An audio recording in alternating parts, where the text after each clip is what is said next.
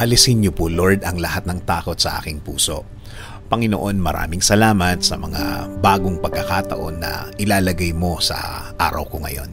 Salamat sa mga bagong pagkakataon. Salamat sa mga bagong makikilala kong mga tao ngayon. Alam kong may hatid silang pagpapala sa aking buhay. Salamat sa mga bago kong mararanasan o mga new experiences na nasa araw ko ngayon. Alam kong ang lahat ng mangyayaring ito ay may kasamang lesson. Kaya salamat, Lord, sa laging pagtuturo sa akin ng bago. Dahil ang lahat ng ito ay nagagamit ko sa buhay. Na nagagamit ko ang mga ito sa mga pagkakataon ng aking buhay. Sa lahat ng mga problemang dumadating. At dumadating pa nga ang pagkakataon na isi-share ko din ito sa aking mahal sa buhay. Pero Panginoon, hindi ko pa rin maiwasan ang takot sa aking puso, sa aking isip. Lagi na lang may mga ganitong mga bagay na pilit ko ding inaalis sa aking utak. Mga bagay na pumipigil sa akin para ma-receive ang inyong blessings. Ang mga takot ko sa tuwing may dumadating sa akin na bago, mga bagong experiences, mga bagong desisyon na dapat kong gawin sa pamilya ko at sa aking trabaho. Kaya kailangan ko ang inyong patuloy na guidance and direction sa aking buhay, Lord. Alam kong hindi mo ako iiwan at hindi ako mag-iisa. Alam kong binabantayan mo ako palagi at alam kong alam mo ang lahat ng mga nangyayari sa akin, Lord.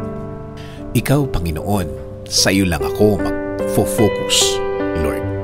Ikaw at ikaw lang ang aking iisipin. Sa iyo ako huhugot ng lakas, sa iyo ako huhugot ng talino o wisdom para malampasan ko ang mga dapat lampasan sa buhay na ito. Kaya Lord, patuloy kong tatanggapin ang iyong plano sa aking buhay.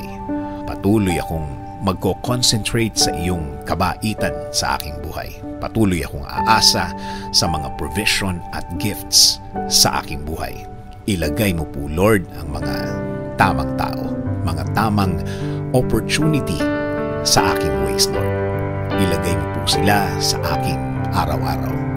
Handa po ang aking puso sa iyong guidance sa akin. At ang aking pamilya, Lord.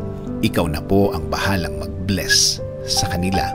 Patuloy niyo po silang alagaan at patuloy niyo po silang i-bless. Ikaw na din, Lord, ang mag-lead at magbigay ng direksyon sa kanilang buhay. Lord, ikaw ang aking iisipin.